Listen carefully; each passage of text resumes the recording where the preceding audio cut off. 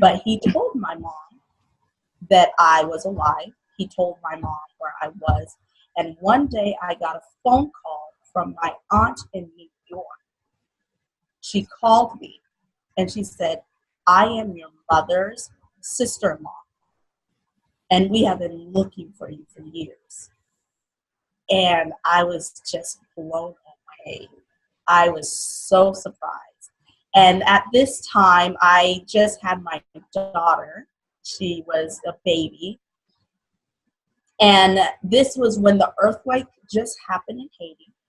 So my mother then was able to leave Haiti, and she moved to Florida. And I surprised her. I went to Florida for the first time and I met my mom.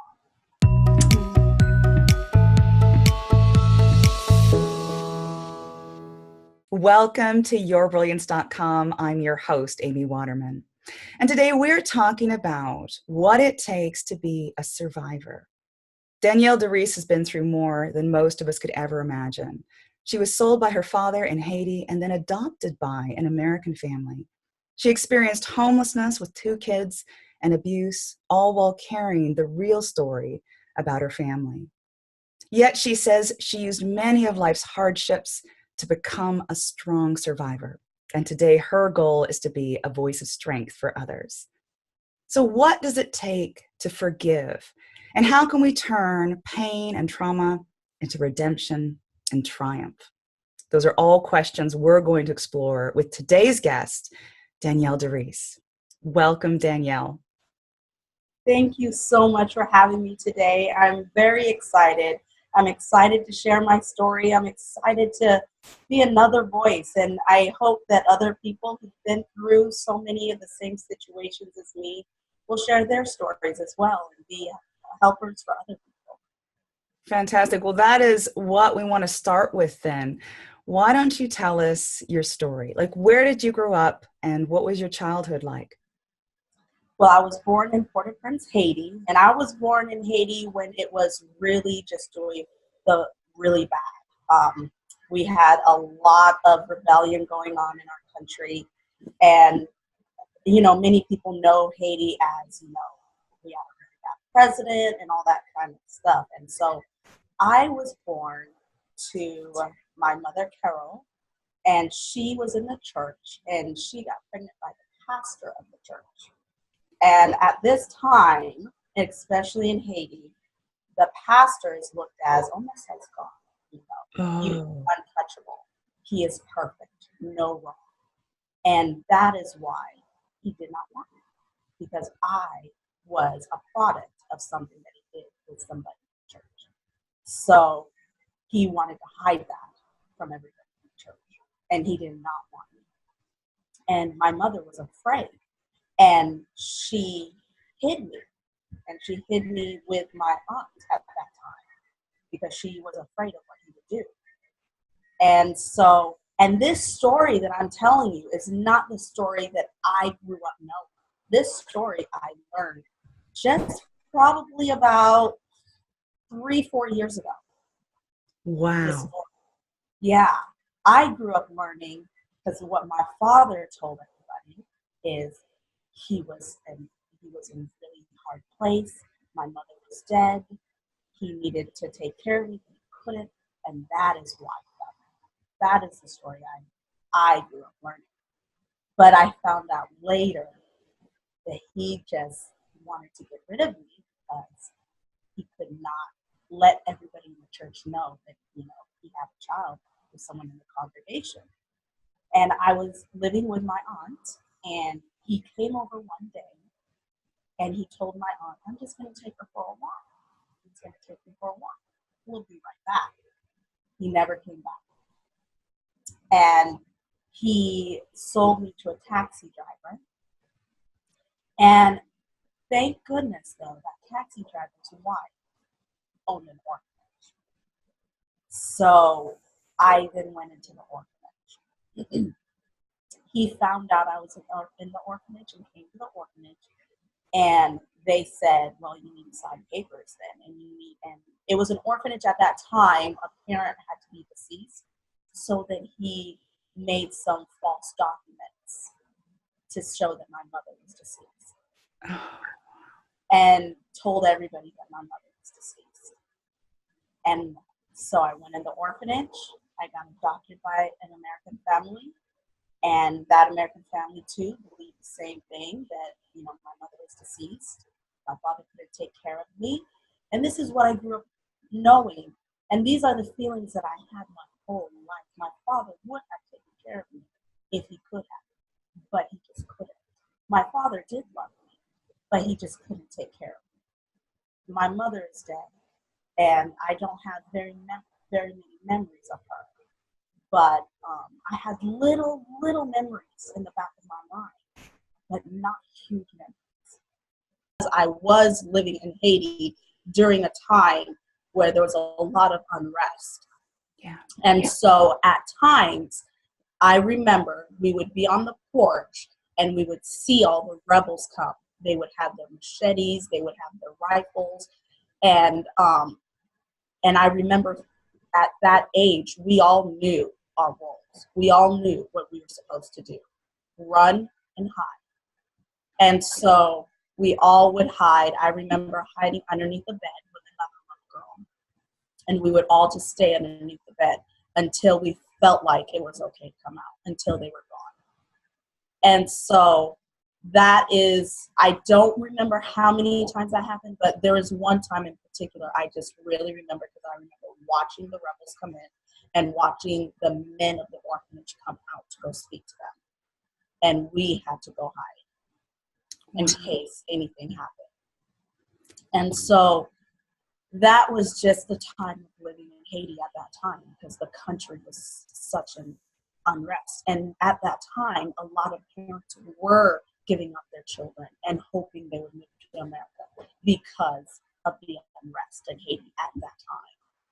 And so, but my story of getting into the orphanage was a little bit different, because my mother didn't know I was in the orphanage when I was in the orphanage.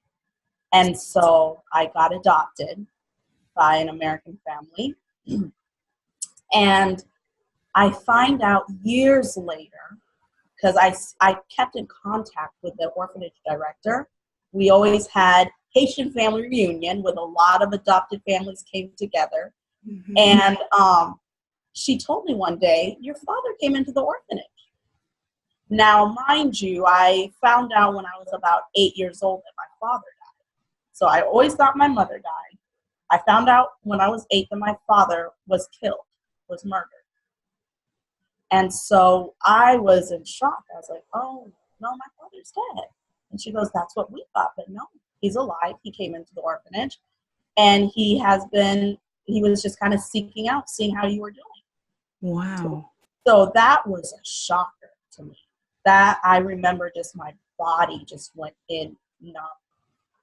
And I broke down in tears.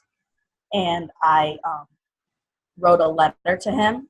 I put a lot of pictures of me growing up to him, and I sent it all, and I waited, and I got an email back from him. And it was his friend emailing. And so as we were emailing back and forth, I found out my father was emailing for money. Now, my father's agenda a lot has been money-driven. Mm. And so he wanted to find me for money. And during our conversations back and forth, I found out that my mother was alive. And I had thought my whole entire life she was dead. And I didn't believe him when he first told me. I said, are you sure? I said, you're the one that said she was dead. I have a death certificate of her, And he said, no, she's alive. She was very close to me, because he was trying to get more money from me. So he said, your mother needs money too, and I need money. So I said, how, maybe I'm talking to the wrong person. And I have a scar that I've always had my whole life, and this is how my family knew me and recognized me, because I got this scar when I was in Haiti. I got burned by an iron when I was in Haiti. And he said, you have a scar on your left hand. I said, okay, yeah, I do. And he goes, yeah, you are my child, and your mother is very close, and we both need money. We are, we're going through a lot of distress right now. So I sent the money, and of course it didn't make it to my mom. But he told my mom that I was alive. He told my mom where I was.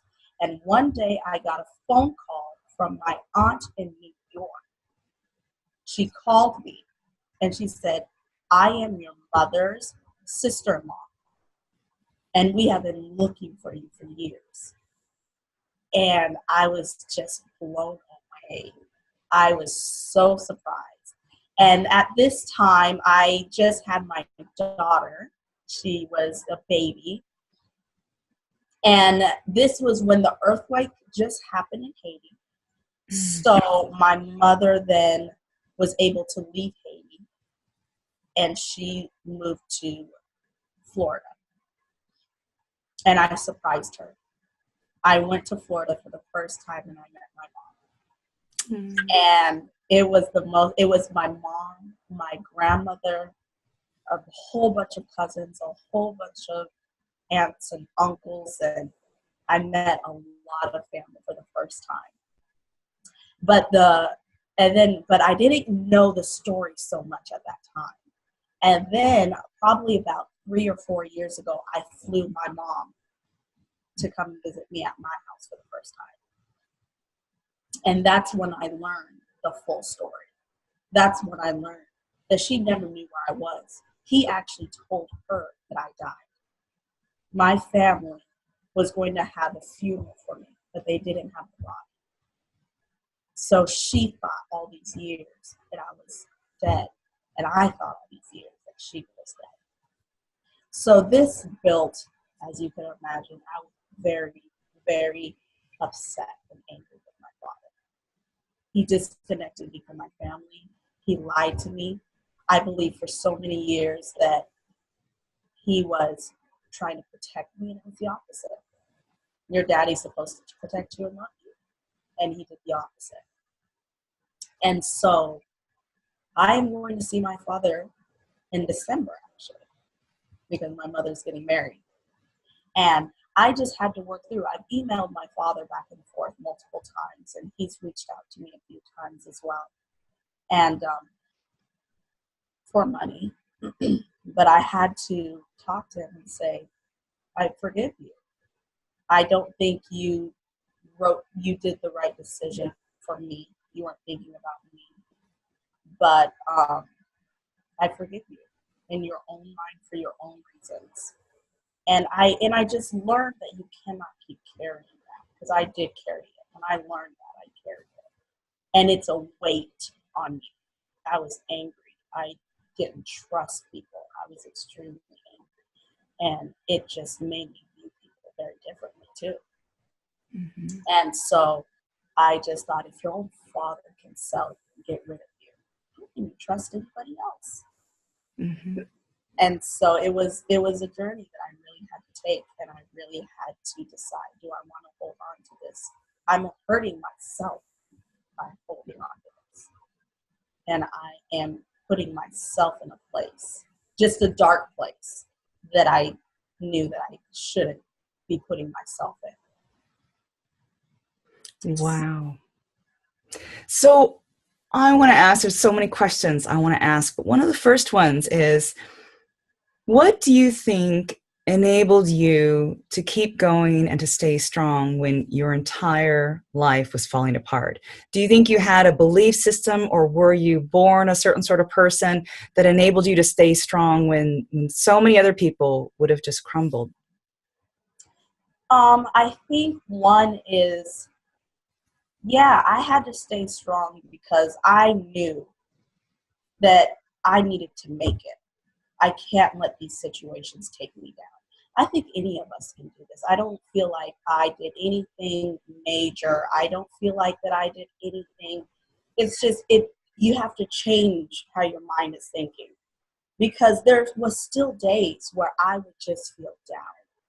Let yourself feel down. Let yourself feel what you're feeling. But then you decide tomorrow, what are you going to do? And I had to just take it one day at a time, because even during all this, as you mentioned, I became homeless. I had my second child. I got divorced. It was one thing after another. And these were all just weights on me, just one more, one more. And after you go through so many things, at times you want to give up. What is the use? I just am going to go through something else. And I think because one thing that I didn't allow myself to do is feel. I didn't allow myself to go through the feelings, and it catches up with you. Even if you don't allow it at that time, I learned that it catches up with you. Mm-hmm. And so one thing that I still work on to this day, feel it now. It's okay to feel down. It's okay to feel hopeless at times. It's okay to feel like you don't have the answer. But then after you feel that, you're done feeling that. Write down what you're going to do now. Write down what is a step that you can take that will not only make yourself feel better, because at the end of the day, you have to take care of yourself. You cannot take care of your kids if you don't take care of yourself. And so what are you going to do? And for me, it was little things. I'm going to watch a movie. Mm-hmm. A little thing. Maybe I couldn't afford to go out to eat really, but I'm going to want to maybe do something a little cheaper. Just find a little cheaper thing to do. Mm-hmm. And these are the little things. And then I could, when your mind is clear, you did something that you enjoyed. Now let me write out a plan for myself. And let me tell you, I had to rewrite my plan many, many times. The plan is not always perfect. But if you stay to it, and one check off makes you feel so much better. And I think that was a huge thing. I'm doing this. I'm getting through this. I went through a shelter. I lived in a shelter with 2 children. That was scary. That was hard. But I got through it. And when you get through it, that is what makes you stronger. That is what makes you feel like, I can do this. And I'm going to get through it. And it's just one day at a time. Mm-hmm. One step at a time. Sometimes one moment at a time. Wow. So I want to ask you another question. Mm-hmm. That's how you got through it. We've got right now in the news a lot of immigrant children at the border being separated by their families. We've got stories of refugees searching for a place to go, experiencing much like what you experienced as a child. Mm-hmm. What are your thoughts and feelings about what these children are going through, what these refugee families are going through? It's a political question, I know, but just from an emotional, personal level. Yeah. This, you're right. It hits deep. And it's so sad that this is what our country thinks is the right decision to do for these children. These children who are being ripped away. You don't know what they're going to go through.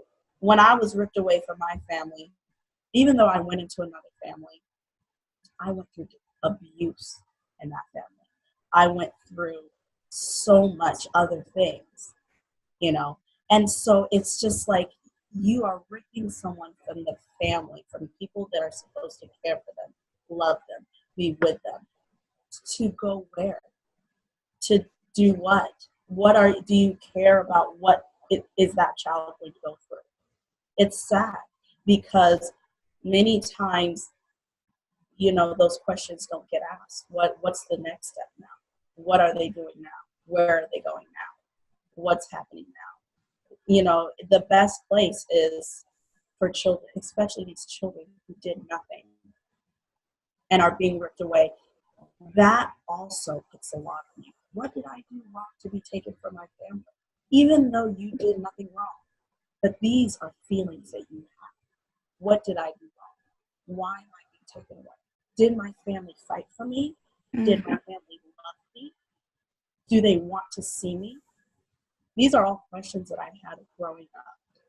Not knowing just the ins and outs of what happened in my family. And you can't understand it as a child. You don't understand everything. All you understand is, I love my family and they're being taken away from me. Why? Why would they let that happen? And it's a burden, and it's really hard to get through that. It's a feeling, you grow up a feeling kind of like abandonment a little bit. And the sad thing is these families are not abandoning their children. These families had no choice in the matter. Just like my mother had no choice. But I still, inside growing up, felt like, does she think about me? Do my brothers and sisters think about me? Why did they ever visit me in the orphanage? They didn't know I was in the orphanage. They didn't know I was there. But these are feelings that you grow with. And it's sad because these are things that you are putting trauma in children. Yeah. So now you are talking about your story, you're helping others. Could you talk a little bit about the work you're doing now to kind of raise awareness on some of these issues? I have spoken at a few different things because I also have been abused myself. So I have spoken to young ladies out there who've been sexually abused, emotionally abused, verbally abused, that kind of thing. I, try and speak out to those because that, again, is another really, really hard thing to get through. And I don't think you can get through it. It's a process, and you learn how to survive. You learn how to survive. And so I've spoken at a few of those things before. I have been kind of accountability coach to a few women as well, because unfortunately sometimes with abuse you want to mask it and drink and things like that. Mm-hmm. So I've helped a few women in that. And also a big thing with me too is children, because I have 2 children of my own. A lot of what I do is for my children. So trying to find a safe place for kids. So I have done a lot of work with different agencies and organizations, just trying to, if the moms, I was that mom, single mom, working, going to school, what do you do with your children? And so trying to build something for that as well, for kids to, where they could go, where it's not very expensive, yeah. Just little things to try and help, because it is so much. When I was in the shelter and I got out for the first time, we had no beds. So my kids and I, we all slept on floors. I had no money. We had no beds. We all slept on the floor. And there was somebody who made a donation, bunk beds for my kids. Mm-hmm. And to this day, it was the most amazing feeling that my kids had bunk beds. And so just being able to give, I try and do that kind of stuff for other families as well, because I know how that affected me when I finally could put that bunk bed together for my kids. Fantastic. Now, for those of you watching, if you want to know how you can get in contact with Danielle and maybe have her speak at your organization or find out more about what she's doing now, we've got a link for you. Just go to yourbrilliance.org/Danielle. That's yourbrilliance.org/Danielle. Thank you, Danielle, for coming on and sharing your story. And I wondered if there was any last message you would like to leave our viewers with. Yeah, I think the thing that just always, that I think about, the thing that always pushes me, just don't give up. Don't give up.